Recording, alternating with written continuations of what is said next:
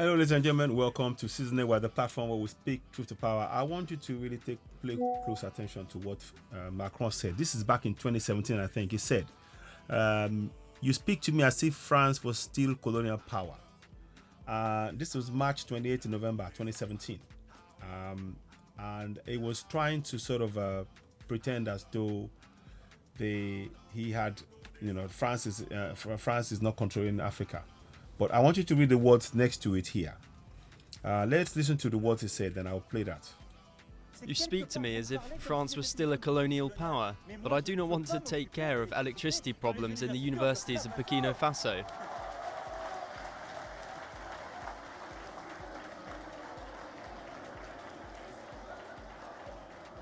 That's his job. That's the job of the president. Now, when he said that, that's the job of the president.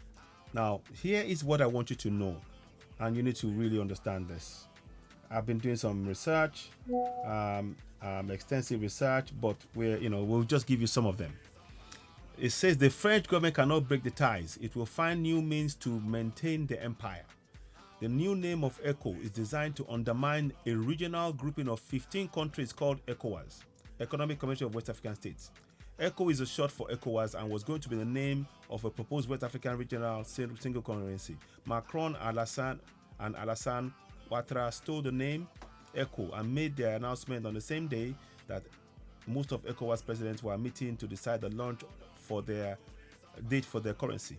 We've never seen ECO banknotes or coins. It seems to have been just a strategy to quickly get rid of the old name. Macron says, listen to this, the French representatives are gone, but they've signed new monetary cooperation agreements stipulating that they can always be brought back. Paris will still decide with its African counterparts which representatives will report daily to French Treasury. Do you understand that? So when he's saying what he's saying, these are clear lies. What Macron is saying is a clear lie. France frames the deposit obligation removal as a gift, but the real gift has been Africa's financing of French Treasury, and that is the real fact right there.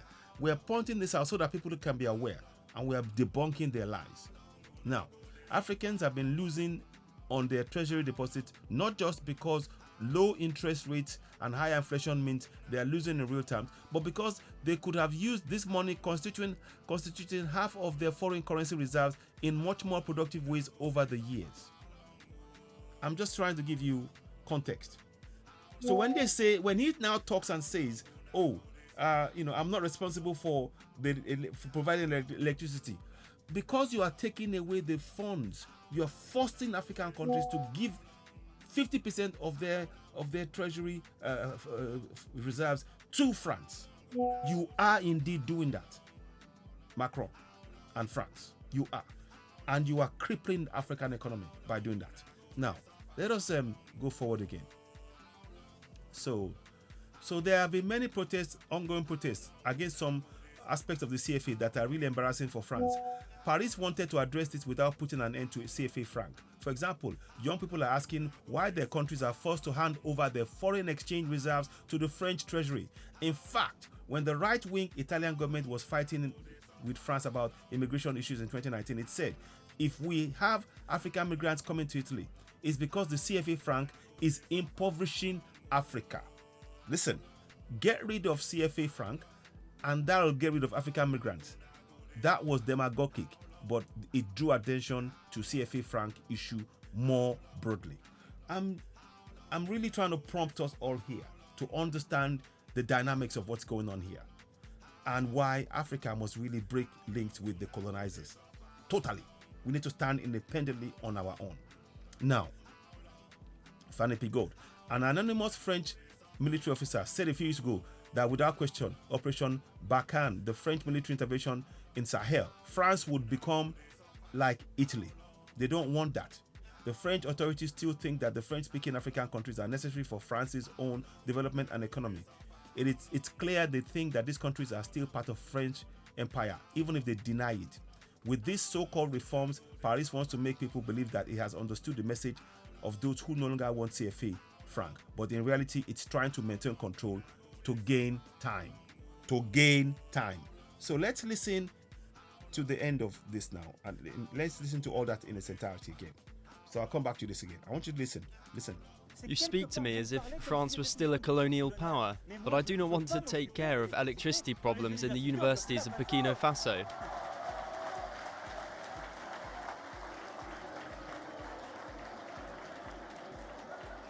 He doesn't want to take care of electricity in Burkina Faso, but by forcing African nations to hand over their treasury funds to France, that's exactly what you're doing.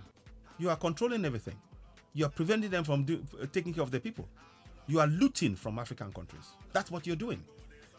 Let's listen on.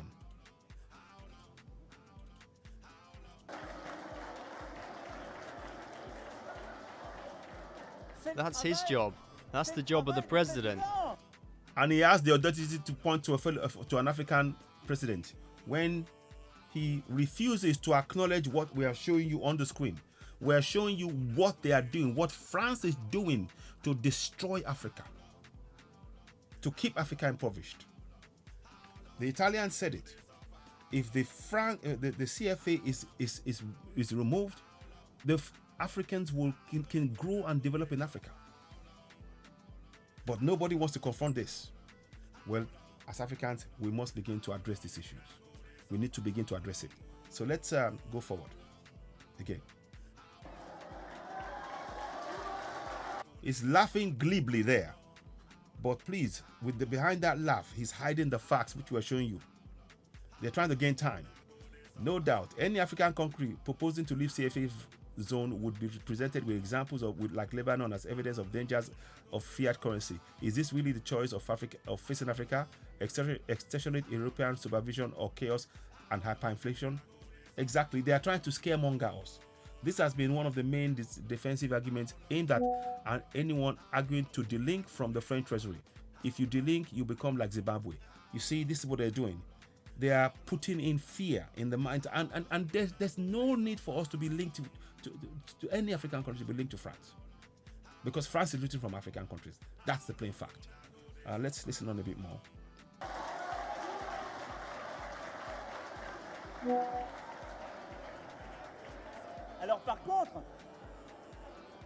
So on the other hand, I reassure you. Oh, what's this? He's going away. You see, what's this? He's going away.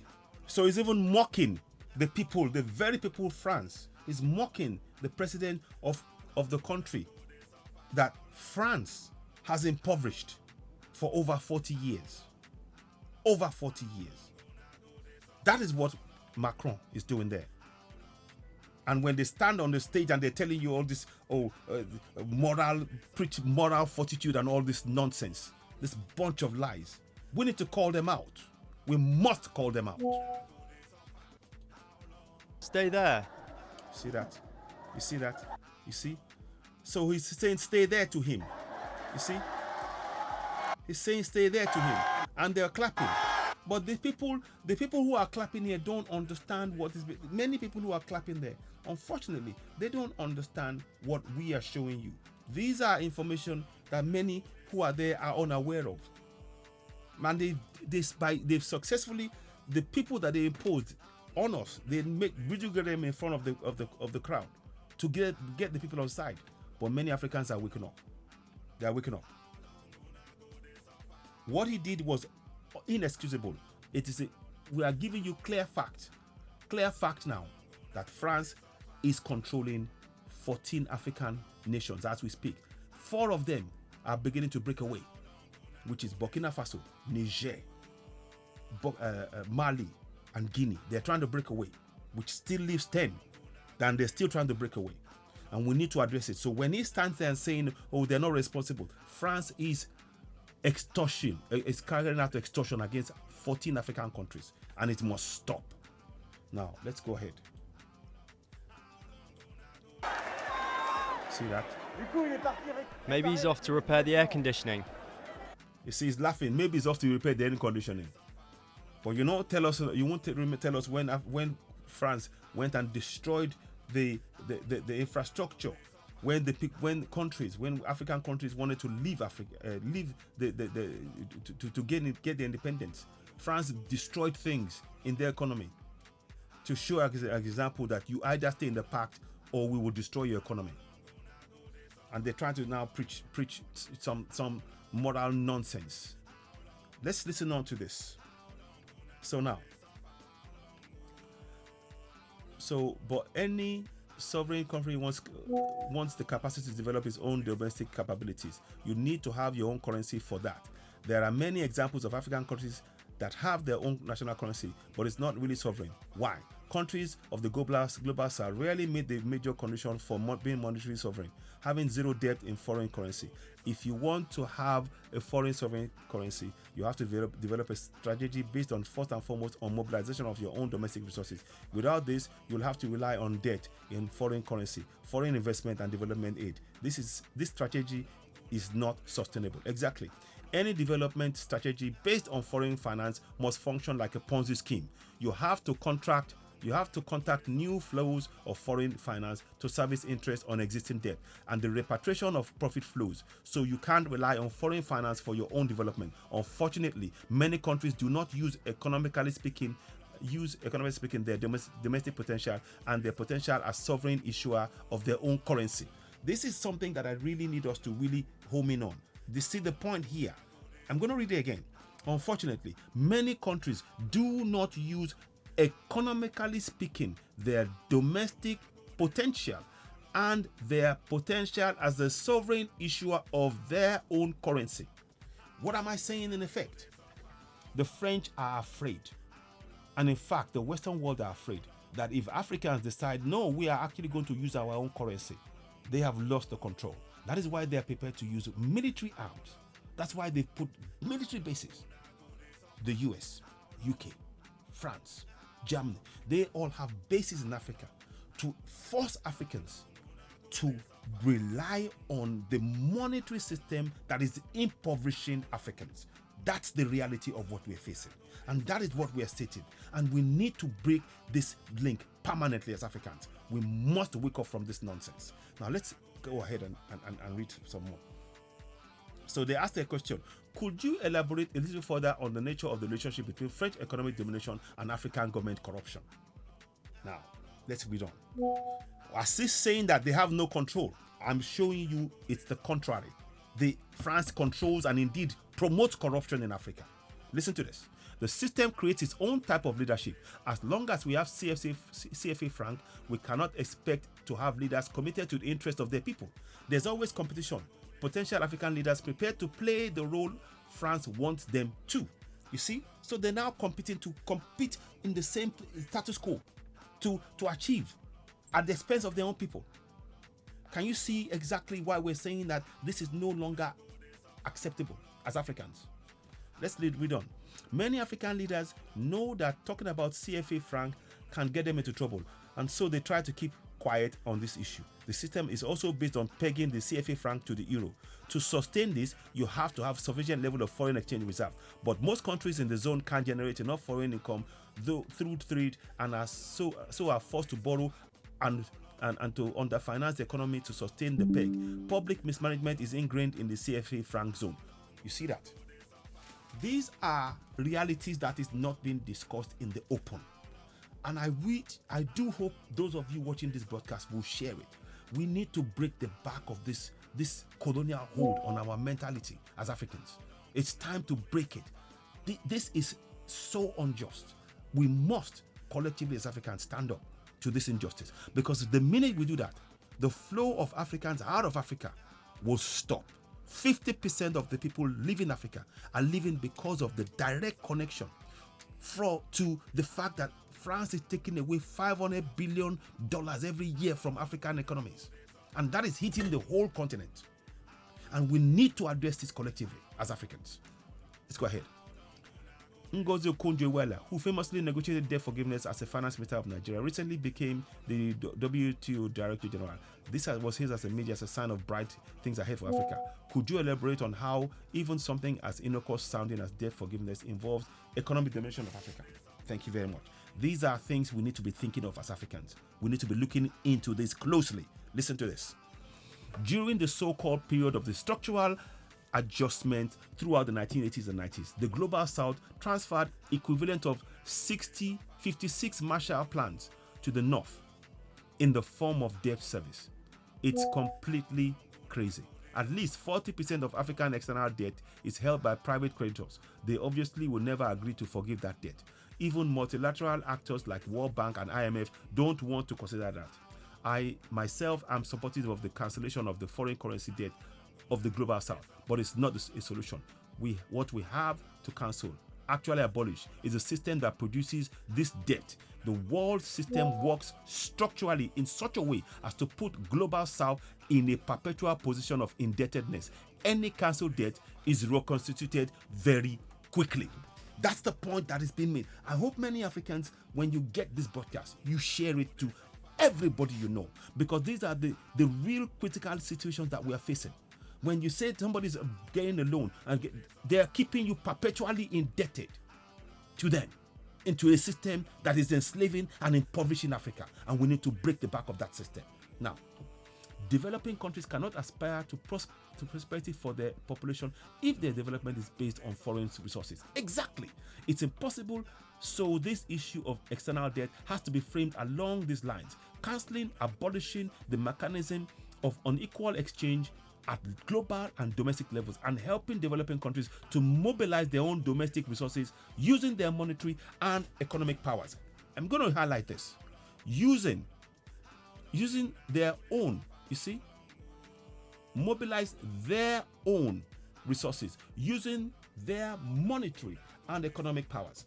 So anytime I worry when I hear of Africans going to go and seek loans from IMF or banks, African Development Bank, we now know, is owned largely by Europe. It's only Africa in name. So we need to be very, very aware of what is going on. We must break the back of this system that is impoverishing Africa, and we must never ever relent. The time is now. We must wake up collectively as Africans. Now, let's carry on. So I've highlighted that point. We have to mobilize our own domestic resources using our monetary and economic powers, which we have. But we must begin to use it. We need to be truly independent in Africa. And the first thing that must go, all the military bases of all of these countries need to leave Africa yesterday. And we need to provide our own military protection in our own continent, because they are divisive. They are tools of oppression. They are actually aiding the extraction of our resources for free. Many of those tanks, you found gold and things that they steal from Africa and take it abroad. We're not paying a penny for it. Now let's go ahead. As Africans, we should be happy that one of our compatriots is head of WTO. It's important, symbolically speaking, but at the same time, we know that the WTO is no longer relevant. It's been blocked. Many countries of the global north have retreated from the multilateralism of the WTO after issues of like agricultural liberalization were met with resistance by developing countries. So it's ironic that at the time when WTO has no strength at all, we have a female African Director General. You see, it's all a game. It's all for visuals. Don't fall for it. We need to wake up. What Macron did in 2017, mocking Africans, tells you that they're lying and they are still in control. And all that mocking is trying to play a game to take your mind away from it. Oh, you laugh away at the problem and it's gone. We are left with that issue. Many Africans are leaving Africa. They are dying in the Mediterranean Sea because of the direct impact of the French policy on African soil. Likewise, the other colonials. Now, there have been large youth uprising in Senegal recently. One Senegalese commentator noted that the president might be a tough guy when he's a soldier with guns, attacking kids armed with stones, but is much more submissive when faced with French finance minister in the Central Bank boardroom. How will France respond to this rising mass discontent? Listen to this. France is facing more and more pressure in Africa, militarily speaking, because people oppose its intervention, and as we see in Senegal, economically speaking, as well. Many French properties and businesses were destroyed. This will be a growing trend. Many people expect what happened in Senegal will also happen in Côte d'Ivoire and in also Central Africa. These uprisings were a signal to France saying, we know what you are doing. We know you are backing illegitimate leaders.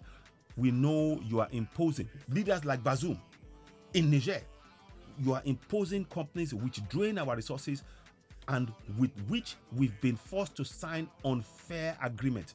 That's exactly. If we go and look at the bank that the Afrimix Bank, the shareholders there would be European. I guarantee you. And I'm going to do that research. Now, let's go and look at it. So now, and with which we are forced to sign unfair agreements. We'll no longer accept that. The French government talks about anti-French sentiment. It's framed as if Africans have this irrational hatred of French. But the French companies have been undertaking very anti-democratic work in Africa. It's natural that populations start to oppose such practices. African people want self-determination. They want to fight against their bogus comprador classes and also against French imperialism. It's a positive desire for liberation. Fanny Pigot. Paris is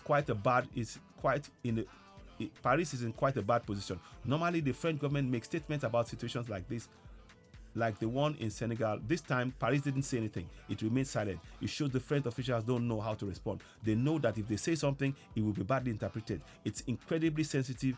It's an incredibly sensitive situation for France.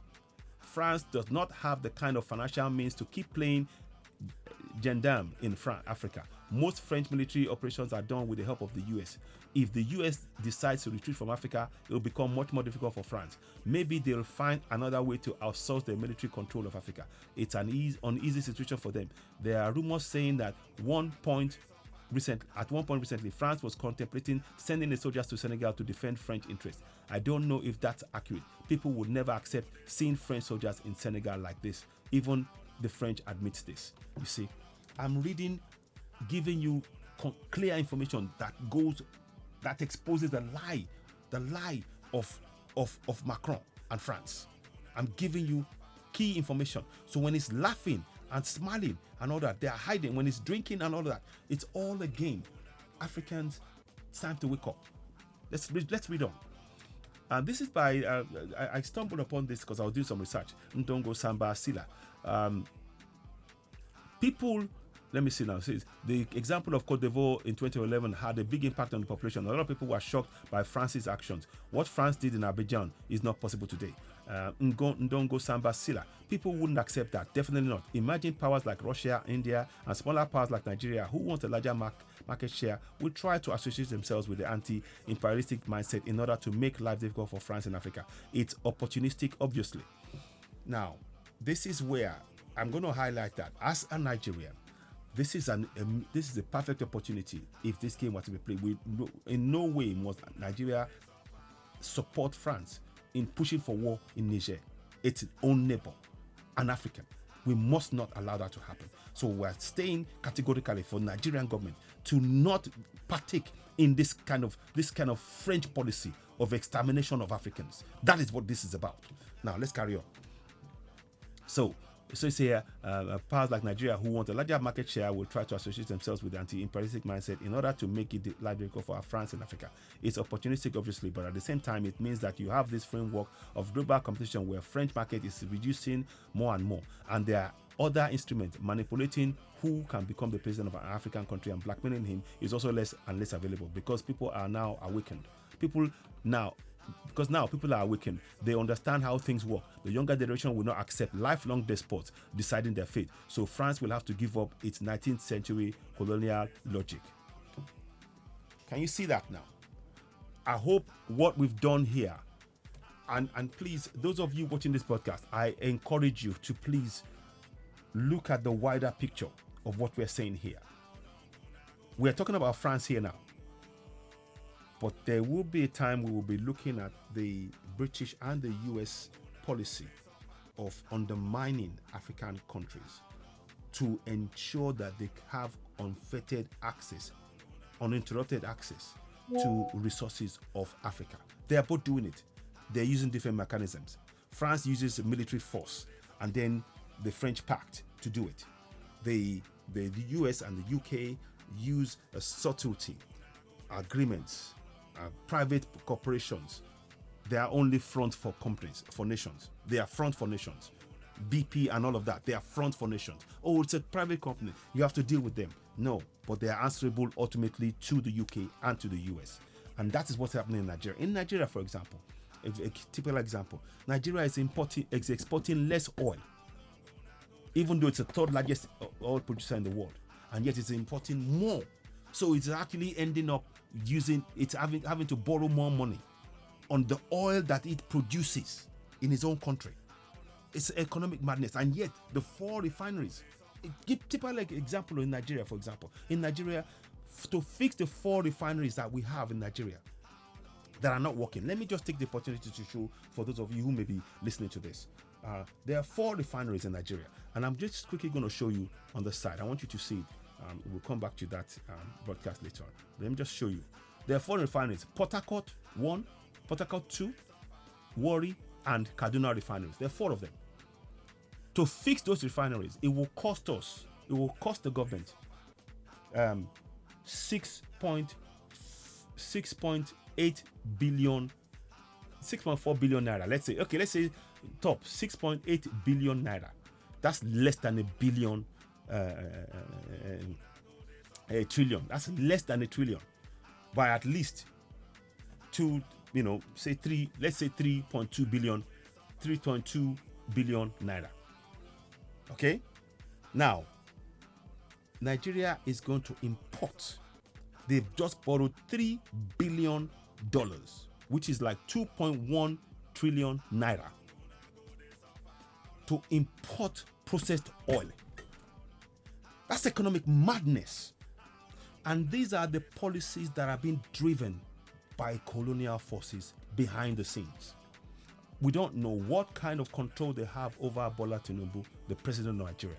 But the president that is putting his people through pain, when he could easily stop this pain by investing a small amount on capital expenditure instead of recurring expenditure that the petrol represents. It shows you that this system is broken.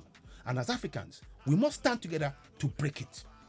We must break it and stand together and build an Africa that works for Africans. We're not interfering in any other continent. We want Africa to work for Africans, to stop the brain drain, to stop our people dying in the Mediterranean. So those of you watching this broadcast, we call on the President Tinubu to fix those refineries at 6.8 billion naira. That's change compared to the 2.1 trillion naira that is going to spend buying an oil that will run out and we'll have to go and get more loan. Can you see the cycle? Can you see that if we're talking about the French and the imperialistic mentality, now we're talking about the colonials, the US and the French, UK, and their colonial mentality, ultimately achieving the same aim, impoverishing Africans. That is what we're saying here. And when this man talks about, they don't have any control, I've exposed the fact that France is controlling every action of the African countries they forced to sign the French colonial pact. The time for us now as Africans is to rise up, to work together collectively. Put an end to this. Africa is indeed an oasis. Africa should be the breadbasket of the world. 30% of the fertile land in the entire world is in Africa, but it is not being used by Africans. Many of the things they do, so many of the corporations have taken it and broken it apart, and they're exporting those things out of Africa. It's time we as Africans begin to work together to build one Africa. We should not be particularly in calling Africa parts of Africa, one nation. We are one continent. We are one united Africa, and we must build Africa from that standpoint. Ladies and gentlemen, you are watching Citizen Wide, the platform where we speak truth to power. When you get the broadcast, please do share. You can see that he's mocking. He's mocking, even though I'm going to show you where he's laughing. Let me show you how he's laughing there with. And as he's laughing there, I want you to connect that to this. You need to connect it to what I'm showing you on the screen. They don't. The France is controlling African economy without a doubt. So when he's saying that we don't, it's a lie. You see? So let me show you the bit I want you to understand. CFA franc. You see? As long as we have CFA franc, we cannot expect to have leaders committed to the people. That's exactly what's going on. So when they talk about corruption, the most corrupt system going are the ones imposed by the colonials. That's the plain fact, evidenced by what I'm showing you on the screen. Now let me go forward now. I want to just show you something here. So there have been many ongoing protests against this franc that are really embracing the French, embracing for France.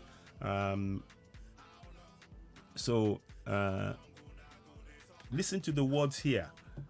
to tell you that France is in control. It says, this is what Italian government said.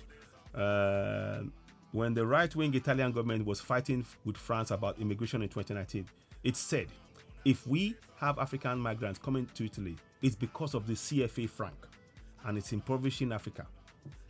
I'm going to leave it there. So when he's laughing and he's joking, please highlight this point. I'm going to highlight this point and I'm going to share it, right? So that you can connect and understand that Africa is not free. Africa is not free, and it is time we Africans work together to free Africa. Now, okay, so you can see that there, and you will see it. That is what you need to really take away from this today. Please share this broadcast. If you are an African, any part of Africa whatsoever, I'd love you to do just one thing for me. Share this broadcast. Share it. Awaken as many people as possible, because the lies have been told has gone on far enough. And I want us all to begin, you see, I'm going to even highlight it. So let me read that again. Whilst Macron is telling you, as he's smiling, lying to you, that France is not in control, but listen to what the Italian government said. If we have African migrants coming to Italy, it's because the CFA franc is impoverishing Africa. Listen to those words. Get rid of the CFA franc, and that'll get rid of African migrants. Because the fact that the France is taking 500 billion euros a year from African countries is impacting the whole of Africa. And that is what many Africans must begin to realize. We've been distracted for too long. We must wake up. Please when you get this broadcast, one thing I would love you for you to do for me is to please share. I'd love you to share that. And that is a very important point to really home in on. And I'm hoping that many of us will take collective action. We must expose the hypocrisy of France, telling us that they're no longer in control, when in fact they're in control. And they're just lying to us, barefaced lies. And we mustn't allow them to use coups to take over from our leaders. What we have done here, like